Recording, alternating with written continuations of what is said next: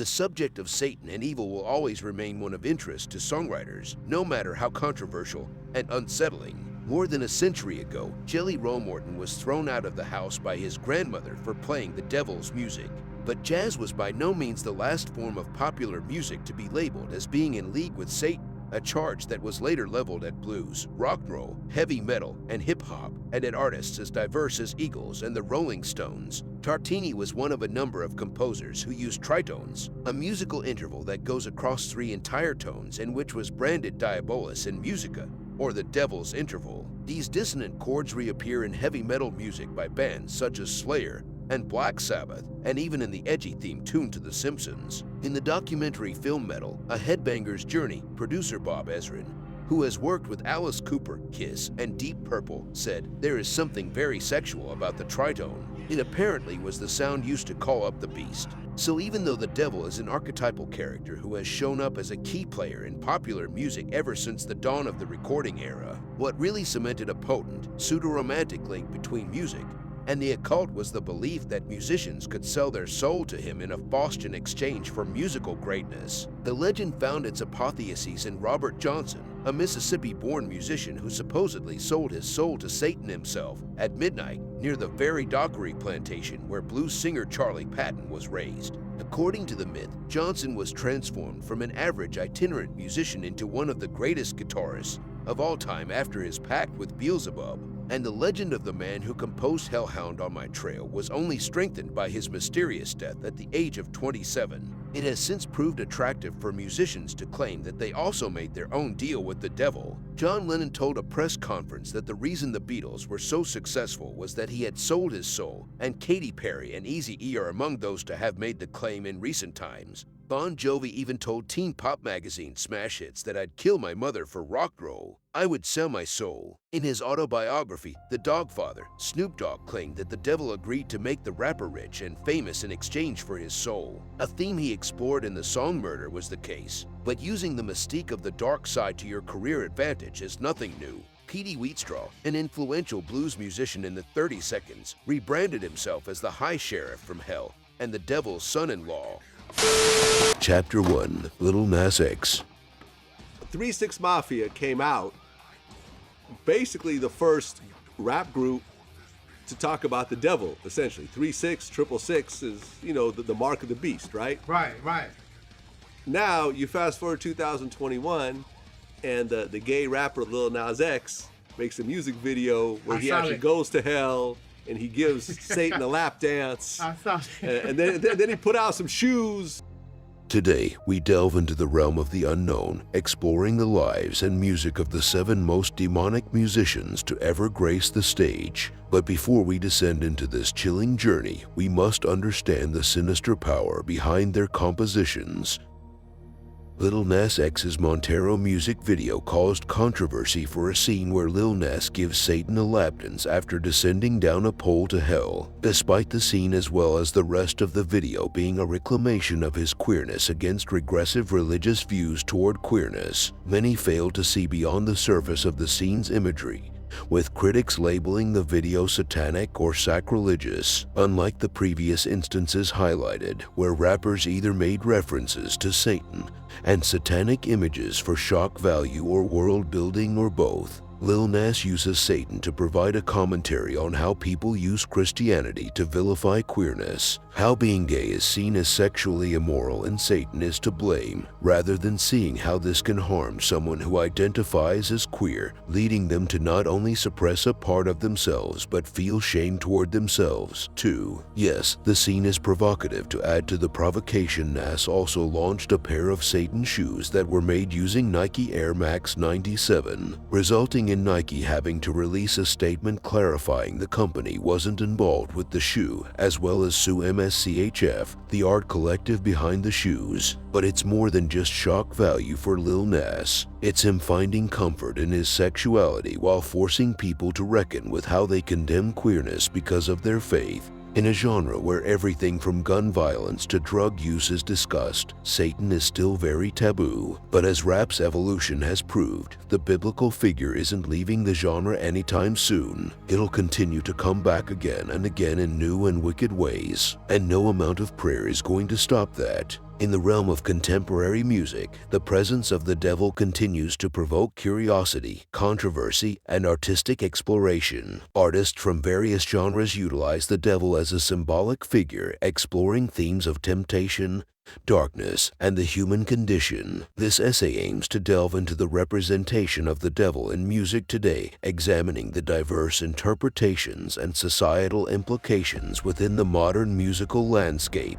The devil serves as a powerful symbol for human desires and the struggle between good and evil. Musicians such as Marilyn Manson and Slipknot employ this symbolism to challenge conventions, express dissent, and push boundaries within their artistry. The devil's presence in hip-hop and rap music often explores themes of struggle, materialism, and moral ambiguity. Artists like Kendrick Lamar, in his song Lucy, employ the devil as a metaphor to represent societal vices, personal demons, or the corrupting influence of fame and fortune. Artists argue that the devil's representation in music is a form of artistic expression and freedom.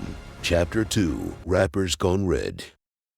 You guys might recall that Playboi Carti was recently branded abusive for choking his then-girlfriend, who also happened to be pregnant. This happened in December, and he managed to catch an assault charge to go with it. So there's that history, but does that add to the rumor that he worships a red and evil deity? It might and it might not. A girl left Rolling Loud because he sounded demonic.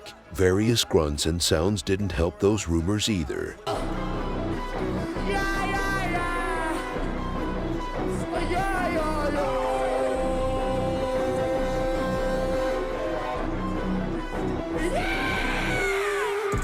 What was happening during the performance was disturbing too. Carti's performance at Rolling Loud Cali was cut short after only a few songs. His performance resulted in fans acting a complete fool. Some fans reportedly lit fires, others jumped over barricades, and some were injured. Some rumors even stated that somebody died during the performance. Lil Uzi Vert debuted his new song, Just Wanna Rock, at the concert with Satanic-themed lyrics, while also allegedly referring to his girlfriend, JT of City Girls, donning an all-red outfit with spiky hair and a belt that featured a pentagram, a symbol often associated with Satan. The Philly singer rapped,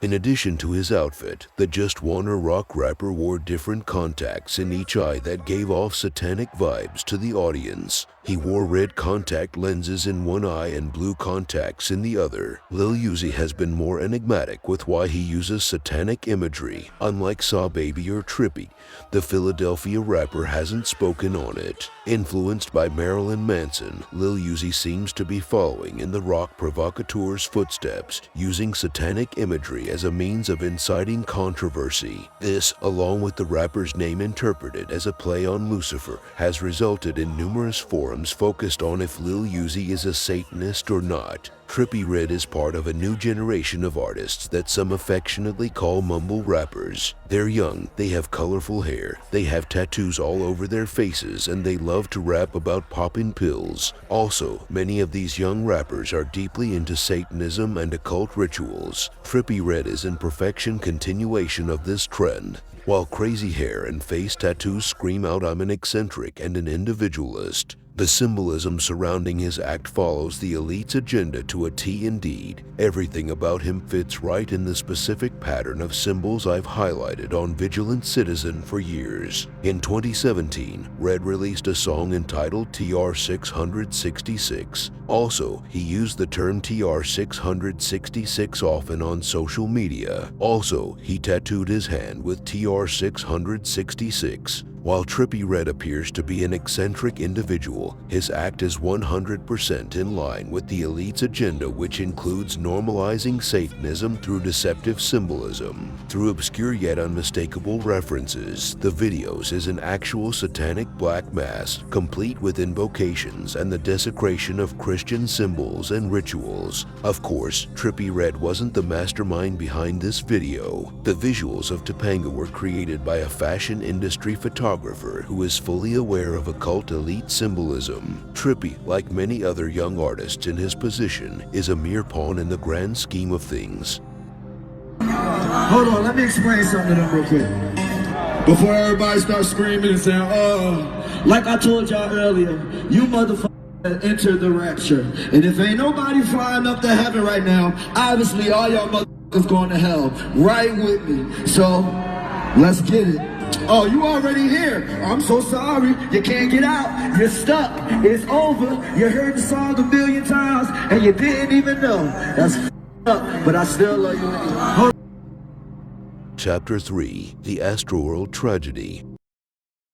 10 people were killed at a Travis Scott concert in Houston. Investigators said a crowd surged toward the stage, but the cause remains unknown. A large crowd began pushing toward the front of the stage during a performance by the hometown rapper Travis Scott. The concert was part of the Astroworld Music Festival, a 2-day event that began on November 5th. About 50,000 people were assembled there when the injuries occurred. According to the Houston Fire Department, it appeared to be one of the deadliest crowd control disasters at a concert in the United States in many years, recalling the 1979 crush outside the doors of a show by The Who in Cincinnati that left 11 people dead and stunned the nation. Turn the lights on. Turn the lights on. Turn the lights on. Make some noise for my boy right there, hanging in the tree right there.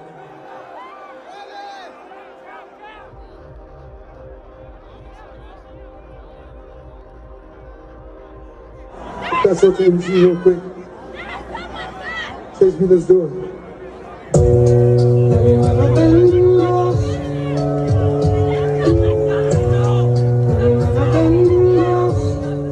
There are some people who were just laughing at those of us who were like screaming to get out because they thought it was funny, and they're not realizing that this is terror. We're trying to get out of here. The crowd didn't start out that packed. There was space. We didn't sign up to come here for this. I